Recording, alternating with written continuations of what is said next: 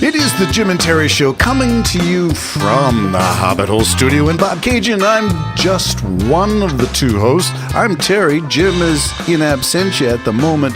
We had to cut our normal broadcast short because I had a medical emergency to attend to, and so Jim was gracious enough to come for an abbreviated version of the Jim and Terry Show. So kudos to you, my friend. I hope all is well, and we will see you shortly. It's just a matter of days until Jim will be in the Hobbit Hole with a coffee in hand, some dark roast for some dark conversations. Well, we talked about evil versus dark, and I'm reluctant to use the word evil and good because they sort of are derivative of the God versus Satan, good and evil, angels and demons, the binary stuff of spirituality. That, in my skeptic mode of thinking, cannot be verified, proved, or measured, and so I reject the term evil in the sense of a spiritual quality, but I accept it as a moral descriptor. There are things that are so abhorrent and measurably dark and bad that I would say they are evil.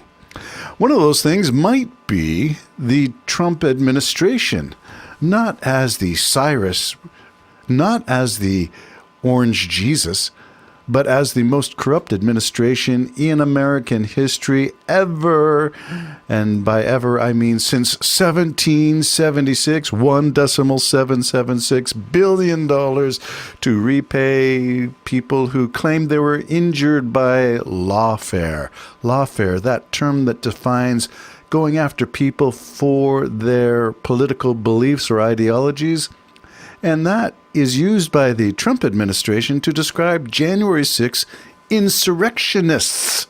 And I use the word insurrection. I don't call it a picnic. I don't call it old folks taking their tea in a thermos to the White House and the doors were locked, so they used their thermos to break a window and go in. And while they were in there, they couldn't use the washroom, so they defecated on the walls.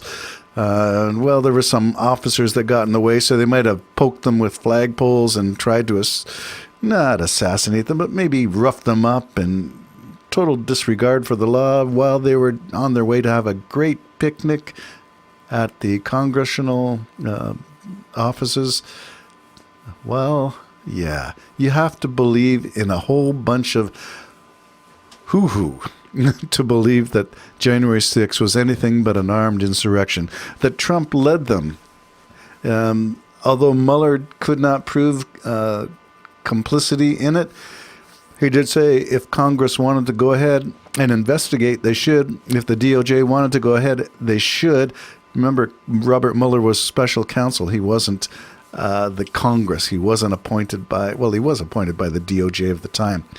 But he didn't have the powers to investigate, and that was left up to Congress, and the ball was dropped, and nothing got done. So there is Mitch McConnell eating his face because he just recently said that Trump should not be doing the things he's doing. Well, Mitch McConnell, you had your chance during the second Trump impeachment to throw the bum out of office, but you refused because, well, the answer is always, as my good friend Jim suggests, money, money, money, money. Yeah, money talks and politicians walk, and that's the way it goes. Get rid of Citizens United. Well, that's another podcast. Get rid of congressmen and senators able to own and purchase stocks that the very government policies are influencing. Get rid of Trump. Why? Because he's doing insider trading. Can we prove it? Well, maybe we can go back to some of the claims of some of the people that I am aware of. So let's explore one or two of these, and I will refer to the Bulwark. I will refer to Dean Blundell and some of the stuff about the most corrupt presidency ever. So I'm just going to read a little bit. And whether you agree or disagree, you can leave a comment and claim that I'm way too far left, that I'm stuck in a silo, and that's okay. The only thing that I ask is that you provide evidence that I am stuck in a silo, and that means you need to prove that my claims are falsifiable. There, you can prove them wrong. So here go my statements, and I'm going to start to read a little bit. Okay, the first one up is Trump ran the biggest insider trading op in American history in 1 quarter. 1 quarter, Q1 of 2026. Financial disclosures indicate that Trump, between January and March 2026, Trump personally executed over 3,700 stock transactions worth between, let's round it up here to about $250,000 to $250 million to $750 million worth of value in about 60 trades per day, every day, all the while signing executive orders, threatening wars, moving tariffs that directly moved the stocks that he was buying. Wall Street veterans called it, now this is important, Wall Street, the stockbrokers called it an insane amount of trades and unusual by any standards in a 40-plus year history of the stock markets in New York, the New York Stock Exchange. Here are some of the receipts. Michael Dell Computers, pledges $6.25 billion to Trump's signature kids program in December 2025. 9 weeks later, Trump buys Dell stock. On Mother's Day, he stands at the White House event and tells America, go out and buy a Dell. Stock rips to an all-time high, up 96%, and he did the same with NVIDIA. He bought it before his Commerce Department approved the chip sales to Saudi Arabia. The value shot up 100%. Intel, which he bought while the U.S. government already owns a $41 billion stake, he posted, Intel stock continues to rise on Truth Social. Of course, where are you going to talk about monetary policy? On your own media platform, Truth Social. And the stocks rose 140%. How about Palantir, that defense and AI company? While handing them federal contracts, Robinhood then made them the broker for his federal Trump accounts program. Boeing and Oracle benefited. Why does all this matter?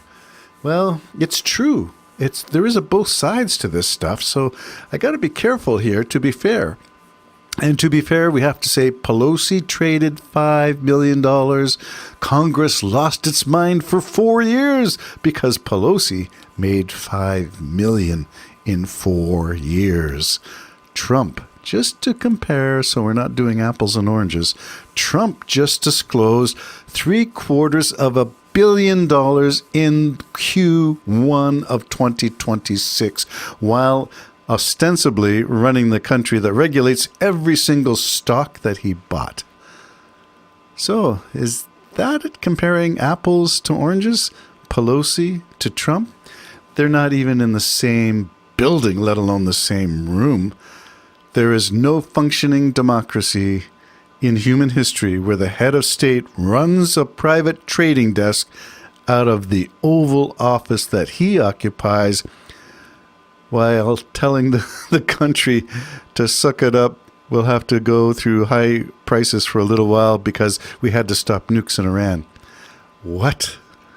Yeah, so there you go. That's my one big thing.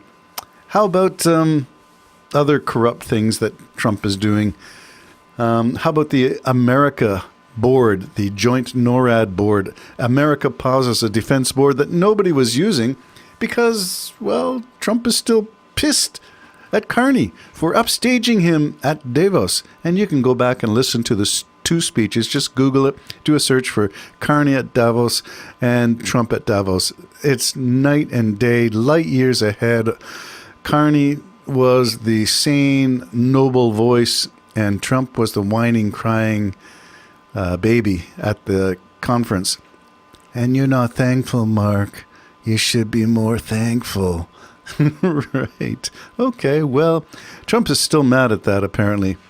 And that is why America decided to pause participating in the Canadian-American Permanent Joint Board of Defense, an 86-year-old advisory body created by Franklin Delano Roosevelt and Mackenzie King in 1940 during World War II. The official reason they gave? Canada, quote, has failed to make credible progress on its defense commitments, which is a blatant, provable, falsifiable claim. And the actual reason we suspect is probably more like Mark Carney outshone him and is outshining Trump and the Trump administration and the United States ever since Mark Carney was elected and ever since Trump won 2024. And Trump and his administration are still bigly mad about that event. So what can they do? Well, press pause. Press pause on this. It was a NORAD-based board, I believe, but it hasn't been functioning for a few years. So they pressed pause. Oh, well, there's so much more to go over in terms of what's happening. Have you heard? Lots of stuff. Here we go, Jim and Terry Show, this time without Jim, who will join us in a podcast or two. Bye-bye for now. It's complicated, this relationship I have with my morning coffee. It's from the way that I